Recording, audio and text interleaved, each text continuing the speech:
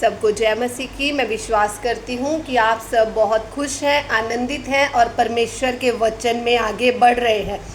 और खुदा का धन्यवाद करती हूँ कि आज मुझे परमेश्वर ने फिर से आपके सामने अपने वचन को बांटने का मौका दिया है। ये उसका अनुग्रह है, उसकी दया है और उसके इस अनुग्रह को हमें व्यर्थ नहीं जाने देना है। हर एक समय को हमें अपने लिए लाभदायक बनाना है, अपने भाई बहनों के लिए लाभदायक बनाना है। तो आइए सबसे पहले हम छोटी सी प्रार्थना करेंगे कि खुदा का आत्मा हमारी अगुवाई करे और वचनों को हमें सीखने के लिए और अपने जीवन में ग्रहण करने के लिए मदद करे।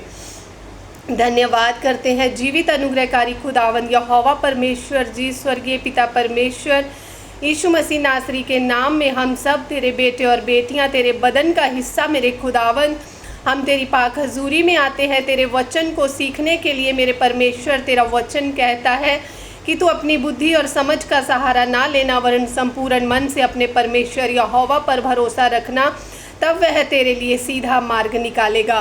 खुदावंद, हम अपनी बुद्धि के ऊपर नहीं, संपूर्ण मन से तुझ पर भरोसा रखते हैं, तुझ पर विश्वास रखते हैं कि इस समय में खुदावंद तेरा आत्मा हमारी अगुवाई करेगा। मेरे होंठों के संग हो ले मेरे पिता पवित्र आत्मा जी, अपनी बेटी को सिर से लेकर पाँव की तलियों तक अपने कब्जा में कर लीजिए। बोलने वाली मैं नहीं, तेरा आत्मा ठहरे। अपने भेदों को प्रभु अपनी बेटी पर प्रकट करे, ताकि सुनने वालों के हृदयों में प्रभु तेरा वचन गहराई के साथ समा जाए, क्योंकि अंतिम दिन चल रहे और दिन बहुत बुरे हैं। इस बात को तेरा पवित्र शास्त्र गवाही देता है। पिता परमेश्वर, हमारे जीवनों में आपके वचन बहुत तायत से कार्य करे, 100 गुना फल लेकर आए। यीशु मसीह के नाम में मांगते हैं, आमीन। आज हम जिस विषय पर बात करेंगे वो विषय जो है, हम हटने वाले नहीं कि नाश हो जाएं, विश्वास करने वाले हैं कि प्राणों को बचाएं। हालेलुया। हम वो विश्वासी हैं जो इन दुख के समयों में, इन कलेशों के समयों में, इस परेशानियों के समयों में जो चल रहे हैं, जो शुरू हो चुके हैं, शुरू तो ये उस समय से हुए हैं जब प्रभु परमेश्वर के चेलों का समय था, यीशु मसीह का समय था। उस समय से मसीहों पर दुख जो है शुरू हुआ है। अब ये जो है बढ़ता जा रहा है और आगे और बढ़ेगा। हम सब जानते हैं इसके विषय में। और हमें इन दिनों में इस वचनों को, जो आज वचन आपके सामने शेयर किए जाएंगे, उन वचनों को अपने अंदर रखने की ज़रूरत है, ताकि हमें समय समय पर पवित्र आत्मा इन वचनों को याद कराता रहे। और हम इस दुख के समय में, हमें नहीं पता, हमें इतना तो पता है कि मसीहों पर भी दुख आने वाला है। वो कब आएगा, कैसे आएगा, ये नहीं जानते, लेकिन हमें हर उस दुख के लिए अपने आप को तैयार रखना है। तो आइए वचनों में से हम सीखते हैं। सबसे पहली बात, मसीहों को ये वचन याद रखने होंगे अपने हृदय में। पहला वचन, हमारी निंदा की जाएगी, हमें सताया जाएगा और हमारे विरोध में सब प्रकार की झूठी बातें करी जाएंगी। हमारे विरोध में गवाहियाँ दी जाएंगी कि ये मसीह जो है गलत है, और पहले भी ये हो रहा था, आज भी ये होगा। लेकिन हमें दुखी, परेशान, निराश, हताश नहीं होना, क्योंकि यीशु मसीह का आत्मा हमारे साथ है। वो हमें ऐसे दुख के समयों में बोलने की सामर्थ्य देगा। जहाँ पर भी हमें लेकर जाना चाहे, लेकर जाकर खड़े कर दें और हम वहाँ पर भी यीशु मसीह के गवाह ठहरेंगे। जो सच्चे विश्वासी हैं, जो दिल से यीशु मसीह को प्यार करते हैं, वो उस बात की गवाही देंगे और मरने से नहीं डरेंगे। और हमें कबूतरों के समान भोले और सांपों के समान बुद्धिमान बनना है, क्योंकि वो समय आ रहा है जब यीशु मसीह के लिए हमें बहुत दुख उठाना है। महासभाओं में, अदालतों में, पंचायतों में हमें लेकर जाया जाएगा, मारा पीटा जाएगा मसीहों को, बहुत तसीहे हमें झलने होंगे। और इन सब को, ये सब बातें इस बात की गवाही देंगी कि हम यीशु के सच्चे गवाह हैं, क्योंकि उसके चेले भी कभी मारपीट से नहीं डरे, किसी भी तरह की निराशा से, हताशा से वो नहीं डरे। उनको सिर्फ एक आशा थी कि हमारा खुदावंद यीशु मसीह जिंदा है, और जैसे वो जिंदा हो चुका है, पिता ने उसे जिलाया है, हमें भी वो जिलाएगा। हमें भी इसी आशा के साथ आगे बढ़ते जाना है कि जैसे अगर हम मसीह में मर भी जाएं, तो हमें भी प्रभु यीशु मसीह जिंदा करेगा, जिलाएगा।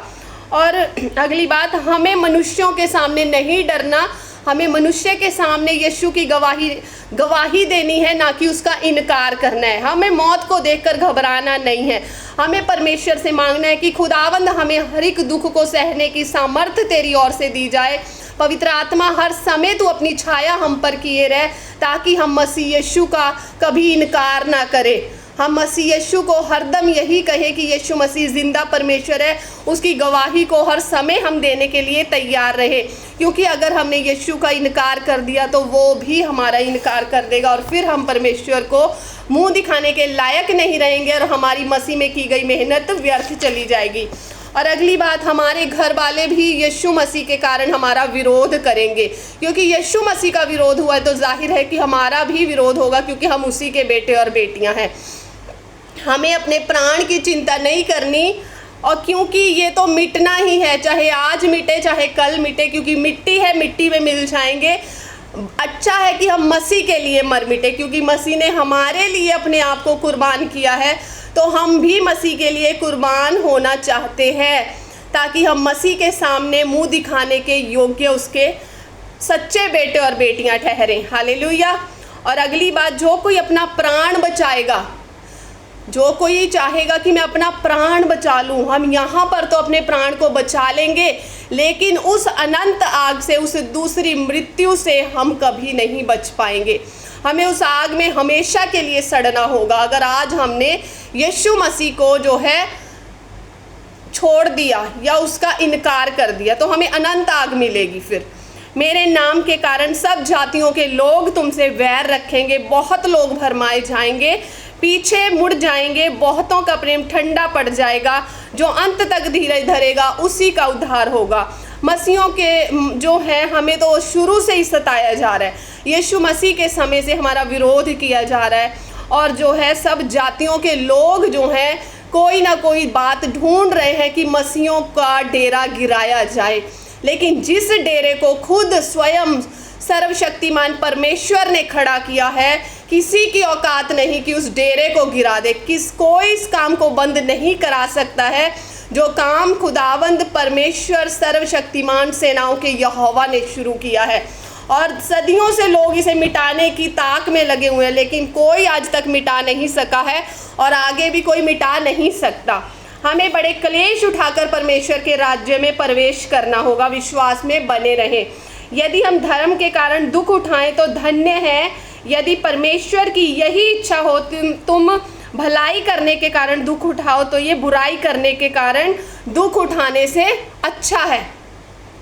हम बुराई करके दुख उठाते हैं तो इसमें कोई घमंड की बात नहीं है, लेकिन अगर हम अच्छाई करके प्रभु यीशु की गवाही दे रहे हैं कि यीशु मसीह ही उद्धार करता है, यीशु मसीह हमें बचाएगा, यीशु मसीह ही परमेश्वर का पुत्र है, वो हमें पापों से क्षमा करेगा, अगर हम इस बात के कारण सताए भी जा रहे हैं, हमारा विरोध भी हो रहा है, हमारे घर वाले भी हमें बुरा भला कह रहे हैं, आस पड़ोस भी हमें बुरा भला कह रहे हैं, हमारे रिश्तेदारों ने भी हमें ठुकरा दिया, तो चिंता करने की कोई ज़रूरत नहीं है, क्योंकि हमारा सबसे बड़ा